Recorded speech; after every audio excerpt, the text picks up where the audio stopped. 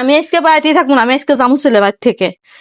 বাড়ি থাকলি হারা ওই আসবে নি, আইসে হাইরে ডাইনের মতন হইবে নি, এটা খামু ওটা খামু, এই দেও সেই দেও, মাও বিটি বইস থাকবে নি, একটু কাম তো হইবে নি নে।